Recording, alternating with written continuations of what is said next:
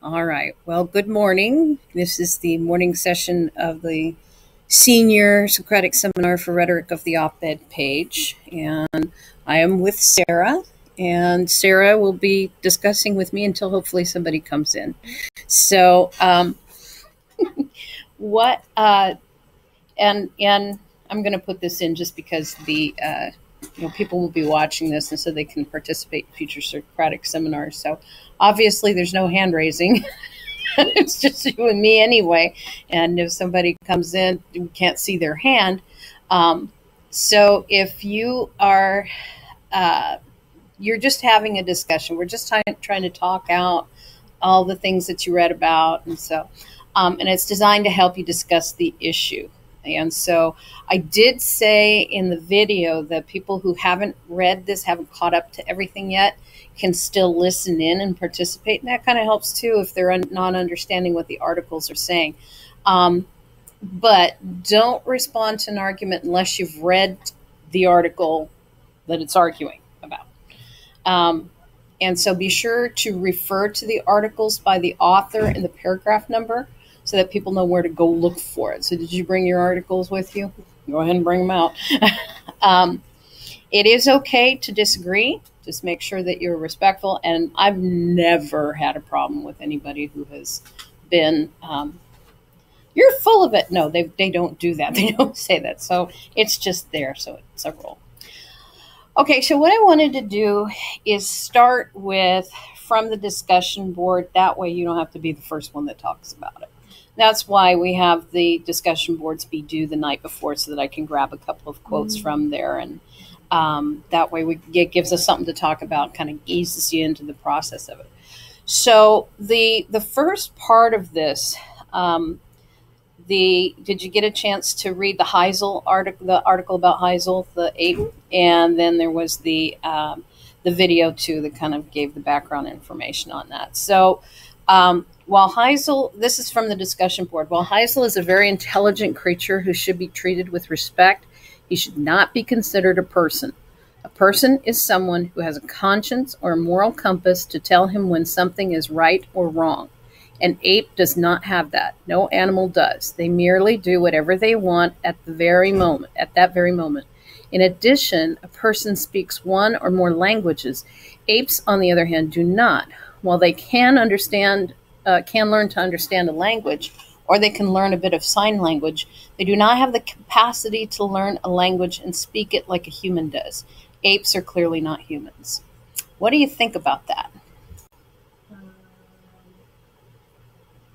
I think that when they mentioned apes not, what did they say about them not being like humans because of their feelings?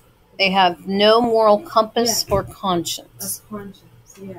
Mm-hmm. I disagree with that because throughout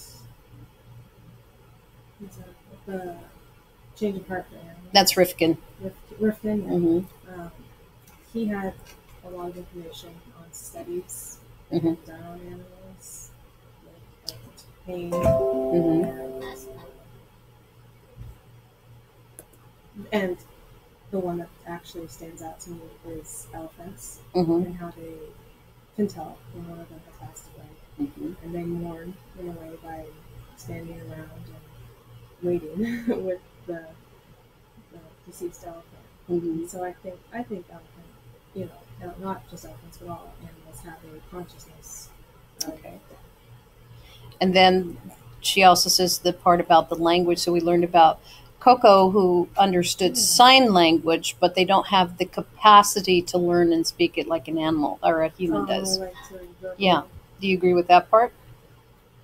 No, because I'm not educated on animals well enough, but I feel like maybe there's something physical that keeps them from speaking. Maybe the way they're designed that they just don't have. Like some birds speak, and even though they're just copy. Maybe gorillas don't have the thing of connection like them on words. So now you were impressed with Rifkin's evidence. You cited that. Did he convince you that we need to look at animals a little bit differently because they seem more human-like? Yeah, I think they made me think differently. Like, I had never really put much thought into it before. And then reading his article, even though it was like very like persuasive, he was trying to make us feel that way. It definitely worked on me. Like, it made me think. Okay, good. Sure, about further into like what animals actually feel and how much they can feel. Okay. Here is another one. Okay. I do not believe Heisel is really a person, but I do believe he is entitled to some rights. He can definitely learn how to become very close to a person and should be respected and have some rights. Since chimpanzees' DNA is 98.4%, I'm not quite, yeah, okay. He really got those details in, percent similar to that of humans, closer than the relationship between donkeys and horses. Heisel should be taken back to his birth home with other chimps he knows. In 1982, Heisel was taken from Sierra Leone, his home, and taken to Australia with a handful of other chimps. They were taken to an experimentation lab. Heisel did not ask to be taken from his home, experimented on, and kicked to the curb. He wouldn't do this to other humans. Is he that human? What do you think? The chimp. The chimp. I think no living creature should be treated that way. Okay. Whether or not they're considered like a person. You know, I think if they're alive and have feelings of any sort, they shouldn't. So I agree with their last part, saying how we wouldn't do this to other humans. Okay. What is the counter argument to this? Meaning, not from the student's point of view, but rather the experimentation part. What's the counter argument? The counter argument to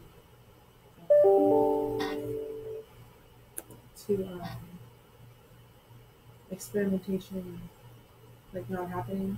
Right. Like, why do we have the experimentation? Why do we use the chimps for experimentation? Yeah. I believe even in Primates and Parenthood, in paragraph 12, it is Edwin Conky. Quote is a quote from him that says, "To understand the genetic basis for human uniqueness, it is necessary to compare both genes." Oh wait, this is the wrong way. I'm sorry, I'm reading the wrong below. Oh, okay, it's this one. It is Martin, the doctor, Kevin Martin, the doctor who didn't have his license renewed. This is a quote from him that says, "The result is that basic science on primates is effectively not possible," says Martin.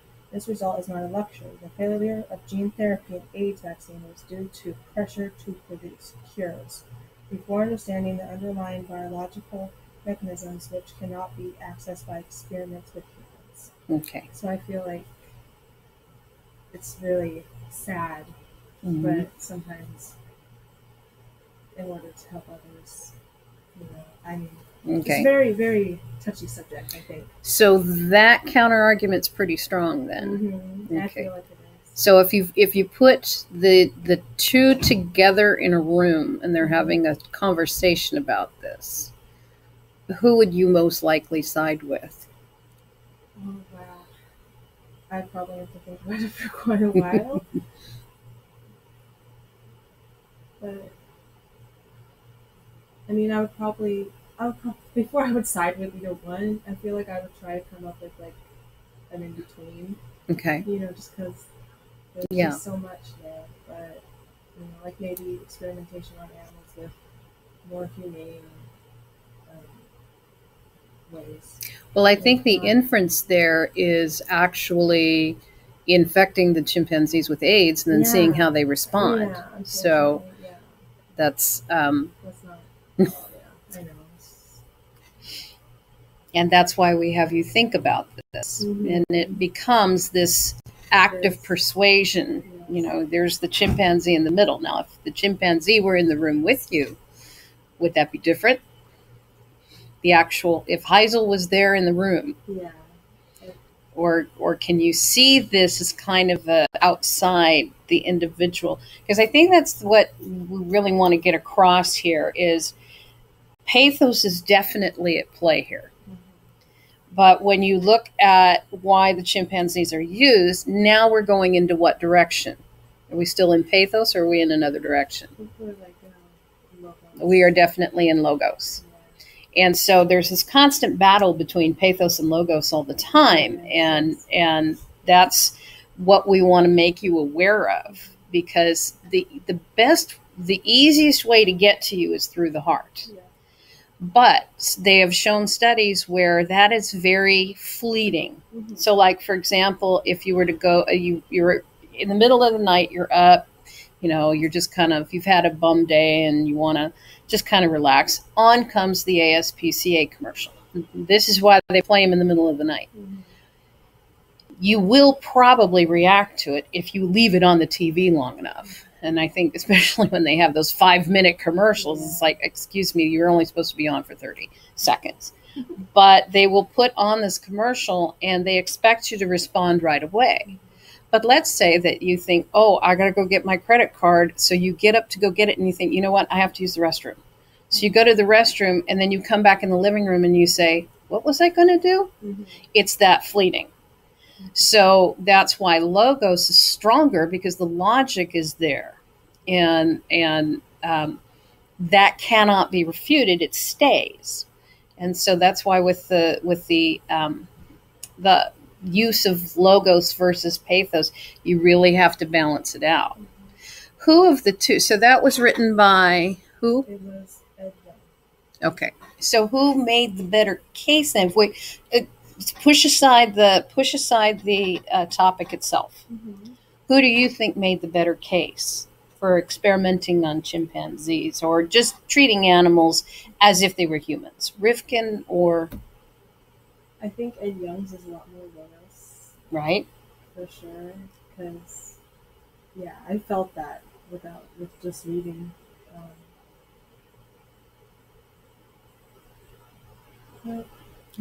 I mean, I think I'm like a very emotional person. Okay. So it's really easy to get swept away in the pathos version.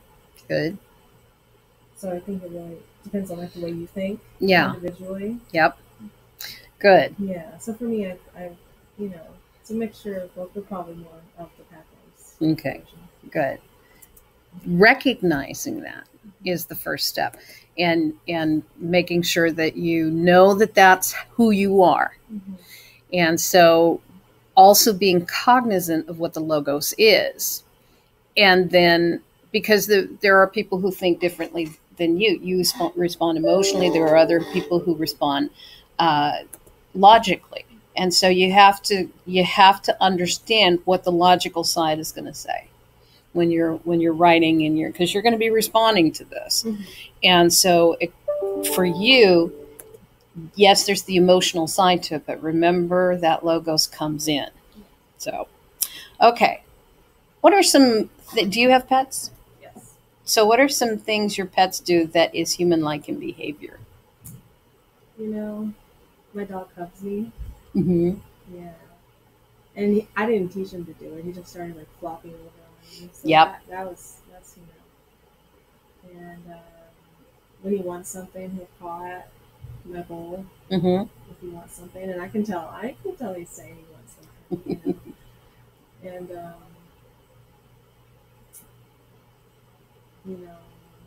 I have a rabbit. Mm-hmm. And rabbits, you think of them as rodents, but like they actually have quite a bit of personality. When he's mad at me, he'll hop away and kick his feet out. Really, really like far, like, oh, get away from me. It's really funny.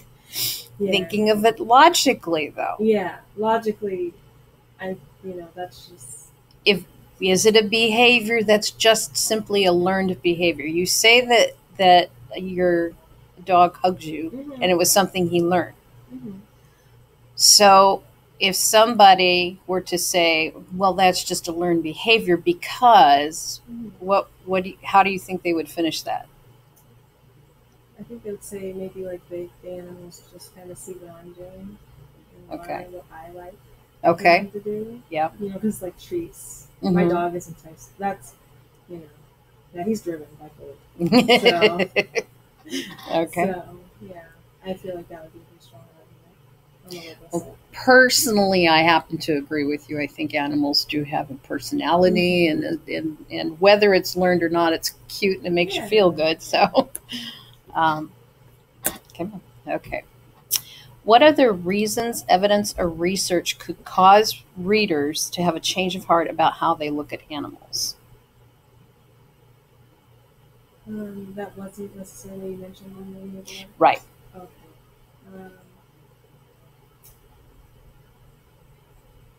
You know, I feel like there's many other researches on animals that most likely weren't mentioned. Mm-hmm. You know, good or bad ones, like research that's more experimental. Mm-hmm. You know, and I feel like for me, like whenever they mentioned an animal being experimented on, I like got into depth on like specifically what they were doing. It did make me feel really sad.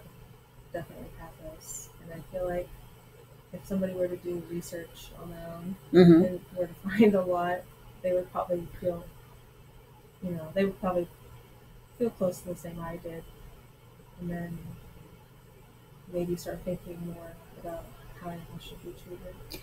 Is there enough pathos out of there? So we've got scientists who, like you had mentioned before about the AIDS studies. And we have to infect them with the chimpanzees with the AIDS virus in order to see how they respond to different things. Scientists know this, and they're doing the experimentation for the fact that they are trying to find the solution to the problem. Is there enough pathos out there that if they heard enough of it, do you think that they would stop and maybe find another way to find the same information?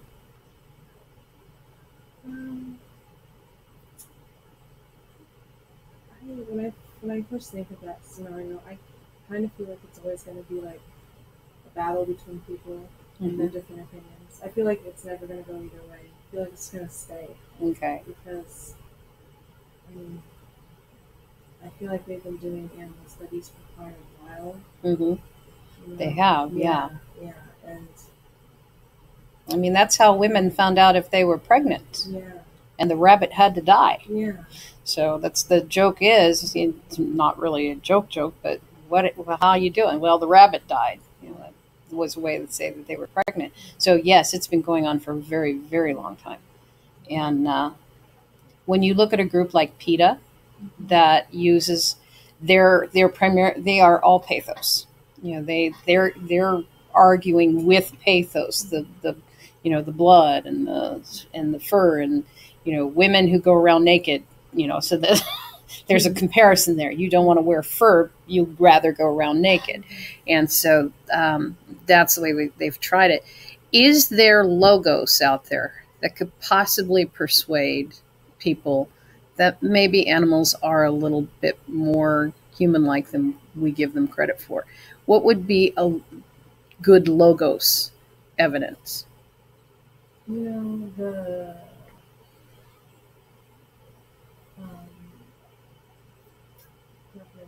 fish. Okay. Fish. Mm-hmm.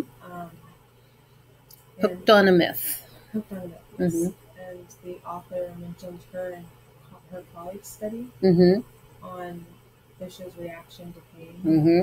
I feel like that's a good one because that was an actual. That was just study. Yeah, that's right. Because Braithwaite never comes out and says, maybe you should stop fishing. She never says that. She just says, here's the information. Mm-hmm. That's it. And what you do with it is what, and we've been doing this particular module for several years now. And there was a young man last year. I mean, he loves to fish and he eats the fish he catches.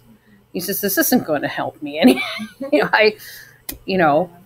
Okay, throw in some aspirin before you kill them. But But you're right. That one is pure logos, and there's no pathos attached to it whatsoever, which I think is a good strategy, because really the logos idea here that's going to kind of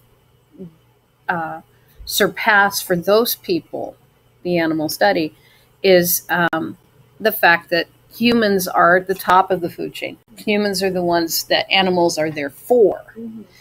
But at least it's something for somebody to consider. This whole business of catch and release, I think that's maybe where Braithwaite was trying to aim for. And you got to admit, that must be like an out-of-body experience for a fish, you know? And we love Shark Week. My husband and I watch Shark Week all the time. And they were dragging the bottom so they could get the alien sharks and show these alien sharks. And then they'd tag them and put them back in the water. And I'm thinking, these fish are accustomed to being, hundreds of feet underwater. It's tremendous pressure and no light. And they bring them out in the daylight. Yeah. What are you doing to this brand? So, and all in the name of science. Oh, we want to study you, and we're going to tag you. We're going to throw you back in. And what have you done to the fish? So, okay, take a look at Rifkin paragraph 15. That's the change of heart article. Do you have that one with you? I do not. Okay. Let me see if I can bring it up here on this one. It's the one where he lists all these different questions. So let me see here where we can find that. And it's going a little slow.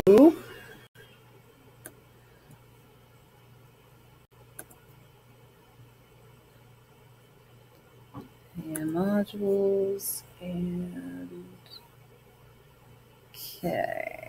I think that one appears in, it's got to be this one.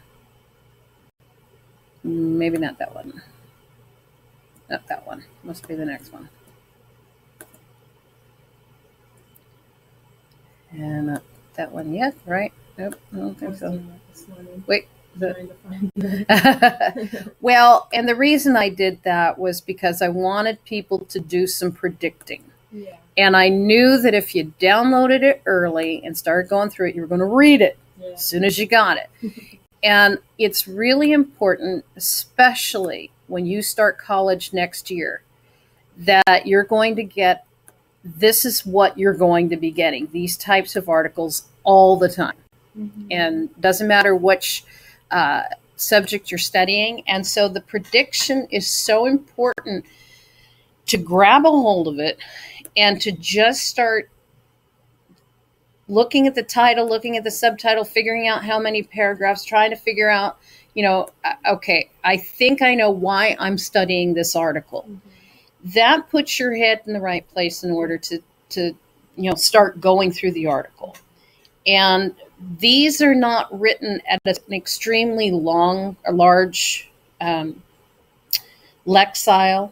They're fairly easy to understand, but the content, especially if you're not quite interested in the topic, I try and make you interested in the topic ahead of time, but the prediction is so important. So those strategies that you're going through before you get to that article, that's what I want to teach you, is make sure that you're doing that before you read them. So, okay, so here's paragraph 15.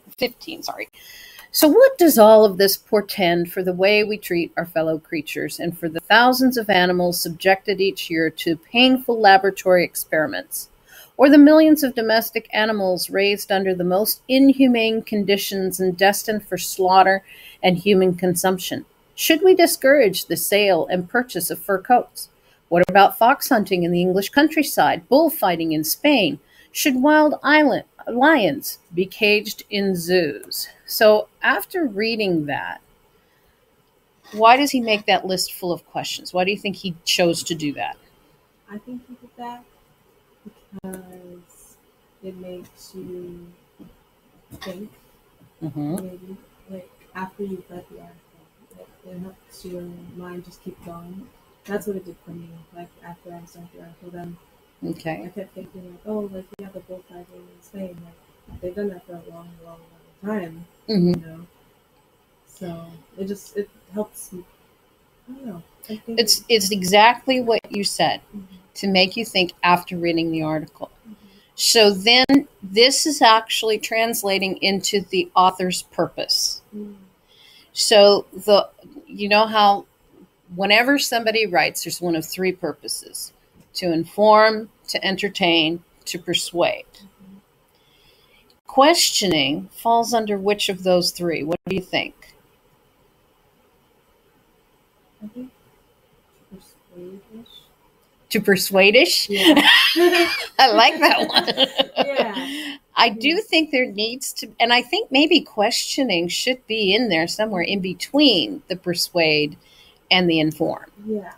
And there needs to be a term for that. There probably is one. Aristotle probably came up with it. I'm not quite sure what it is yet. But this one here, I agree with you. It's by questioning. The persuasion happens outside. The author has just kind of given you the information, but he's hoping you persuade yourself with that information. So I wonder what term that would be called. It'd be interesting to look that up. Yeah. So that is another technique. You know, that if you're wanting to persuade and you're not wanting to push, especially with something that is so highly charged in pathos. If you're just questioning and you're just thinking about it later, and the thing is, when you look at all these questions, like the first part, the thousands of animals subjected each year to painful laboratory experiments, well, you've got one group of people who are saying, we need the information. We've got young children who are dying at ages they shouldn't be even thinking about. You know, they should be out having a good time. If we don't have the animal experimentation to find the drugs that will help treat, you're going to say that the animals are more important than the people. You know, there's that group of people. And then it comes down to, should we discourage the sale and purchase of fur coats? Well, you've got people, especially like, you know, sometimes I catch Mountain Men, the end of Mountain Men, because I like ice road truckers after that. But they make their living trapping beavers and selling their pelts. It is an industry where people do make, you know, their living. So what are you going to do about that? So it's all of these questions, the reasons why we experiment on animals, and then should wild lions be caged in zoos?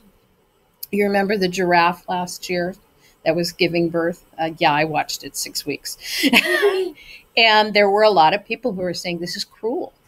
This is just cruel behavior. And I'm thinking, wait a minute. Okay, I realize giraffes you don't normally find in New York, but they explained how young giraffes, the calves, are subject to getting eaten as soon as it gives birth. That's why the mother she kind of hides herself, and she doesn't show any signs of labor or birthing until that baby is born, because the lions kind of know, oh, I get it, you're going to give birth to a snack. You know, so that's those are all the questions and all the reasons why we have there are people out there who say we treat animals wrong because of these reasons. And so he is getting you to think about those reasons. Good. Okay, let's see here. Where are we? We are here now.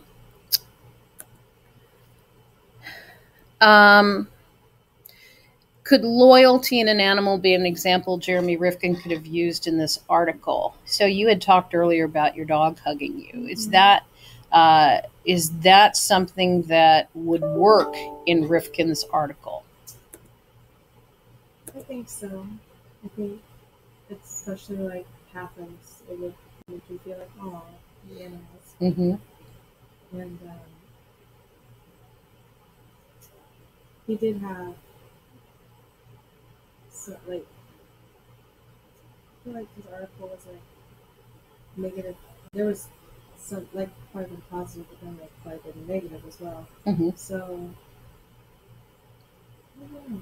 Who's Rifkin trying to convince? With his article. Rifkin, I think, is trying to convince like people that just an equal Who, like, specifically? Right. What audience? Okay, so we know Rifkin, is it the New York Times that he writes for, or the Los Angeles Times? You remember? I think it's Los Angeles. Okay. So Los Angeles, and especially since Los Angeles, the Times goes all the way across the nation. Mm-hmm. What audience would he be writing to if he writes for the Los Angeles Times?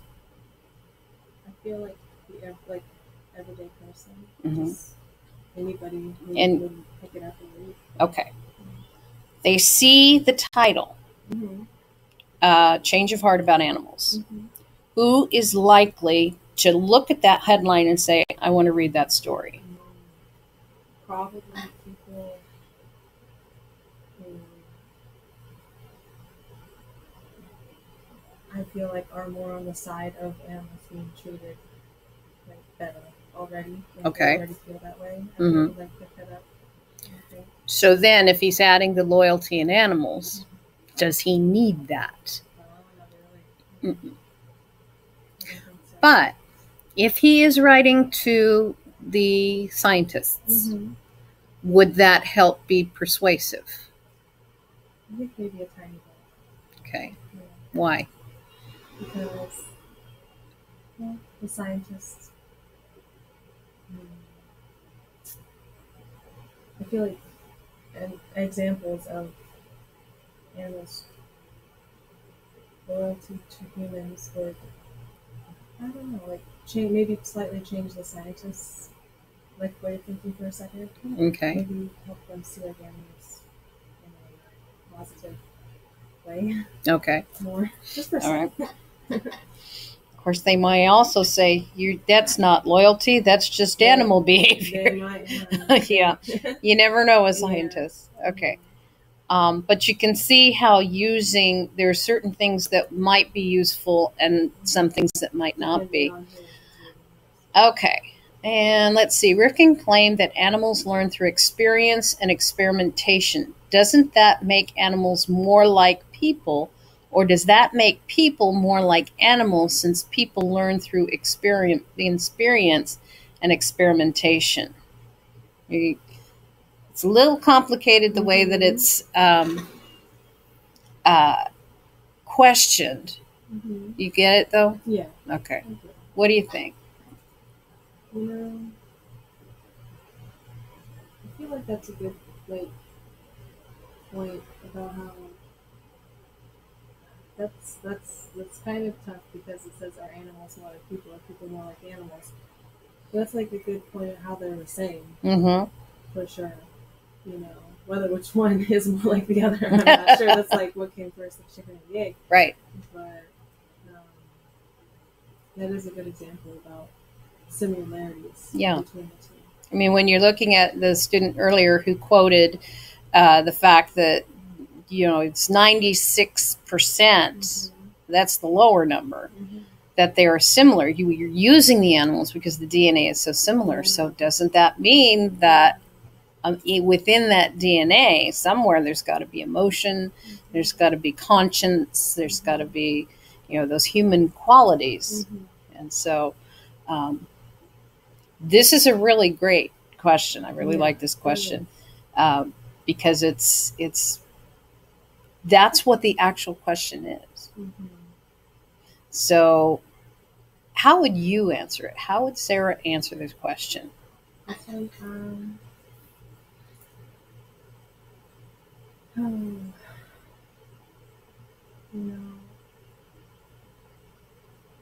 I would say that would make animals more like people. That's mm-hmm. my point of view. When I read it, I think of I'm not thinking of like people as animals, but how more like the pathos, like animals having more human mm-hmm. feelings. Right. When I read it, that's just me, but so. That's what we're asking. Yeah. So I would say animals. Yeah. Are more like people in that way. Very good. Okay. Explain to someone who participates in a sport like hunting why they should read this article. And I think this was referring to Rifkin. The article was referring to Rifkin. Yeah, this is a really tough one. I always have troubles explaining to people that are already kind of set in their ways. You know, I honestly agree with that. But let me change it then a little bit. Do you think it's possible to persuade somebody who participates in the sport of hunting, just to read the article, just say, hey, you should take a look at this? What do you think? I think people for sure can change their minds and aren't set in your way. Doesn't mean you can't change. I feel like it would be possible for someone to have a change of heart. Is Rifkin's argument strong enough to do it?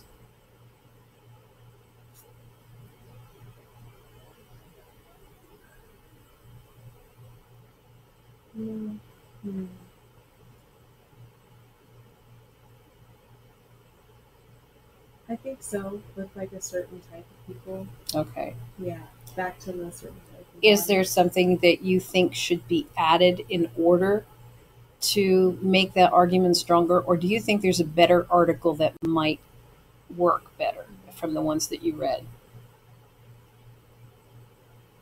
I mean, I really liked Rifkin's because of there was evidence, like the elephants and some,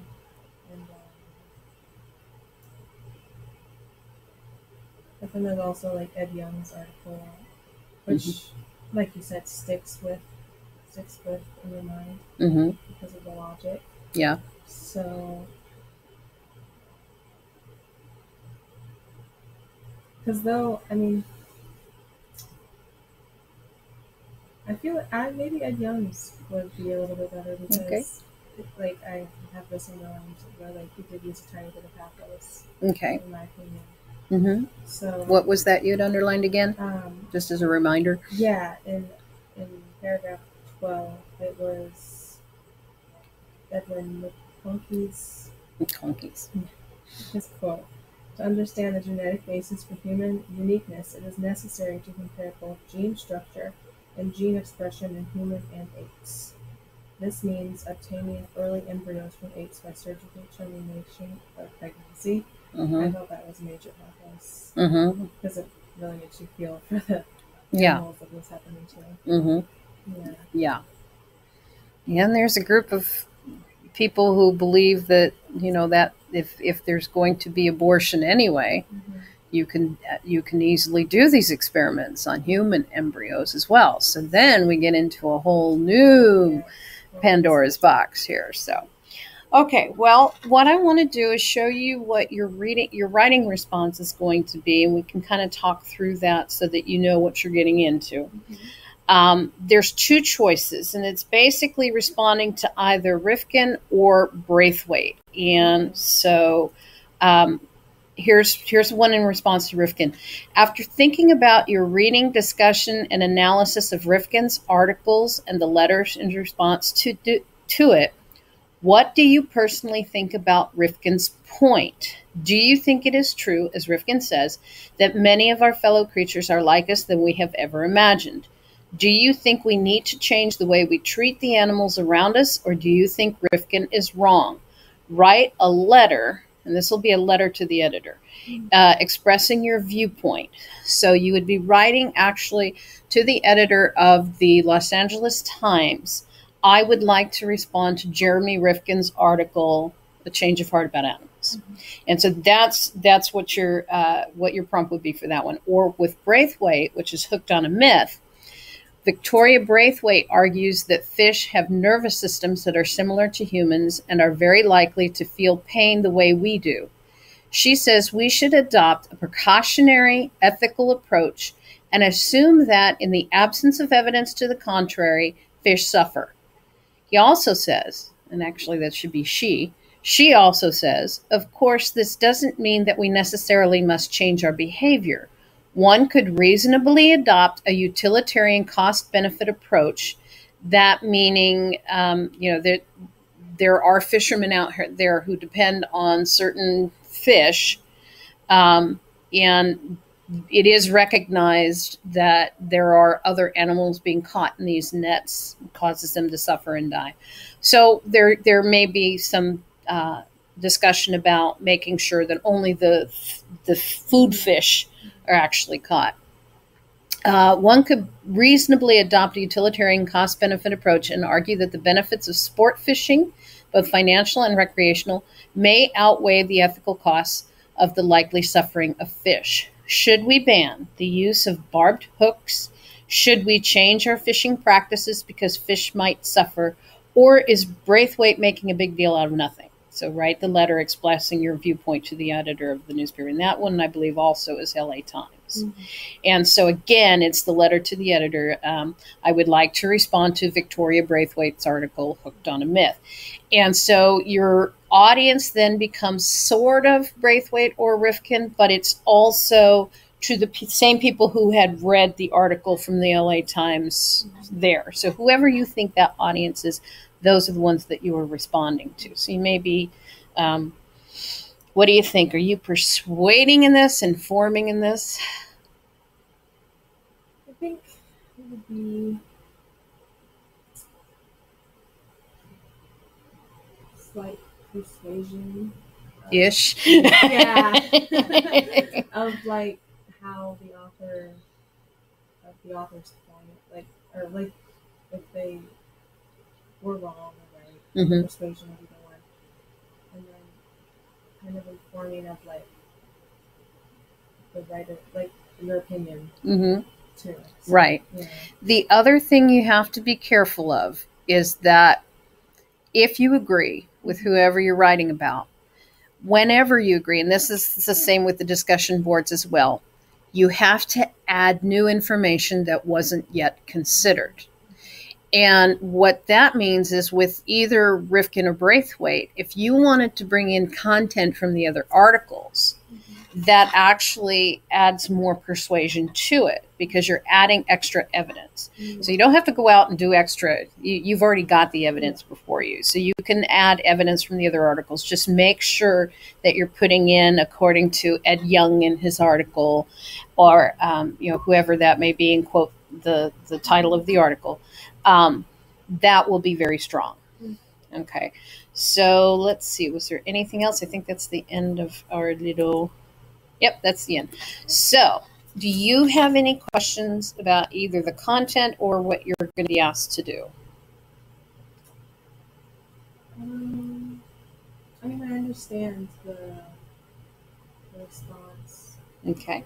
So I don't have any questions about that. Okay. Nothing about the content either? You think you're ready for it? Yeah. All righty. So, Sarah, what you get to do now, you will automatically get the 25 points. If you feel comfortable enough doing it, you can go back and watch I'll be posting this shortly.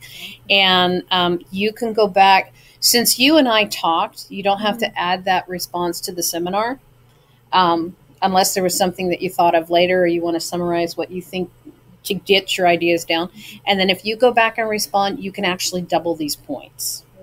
So you automatically have that first one, attended seminar, and so you can go back through and do the other tasks. Mm-hmm. And if you do, you get points for each of those tasks. Yeah, well, you would only need a paragraph response to, since you have already given your ideas, mm-hmm. if you just simply said, at the seminar, here's what I got out of it, that counts toward the first posting. Okay. Because, see, the other students already have access to your ideas because they're going to be listening to you and so you already have that. All you need is the one paragraph, mm-hmm. and then responding to 2 other posts. And then you'll get all the extra points there. So you can go to 50 points out of 25. Okay? All right. Thank you, Sarah, for coming in, and I hope I get to see more people at 2 o'clock. So, all right. Thanks, Sarah. And go and record.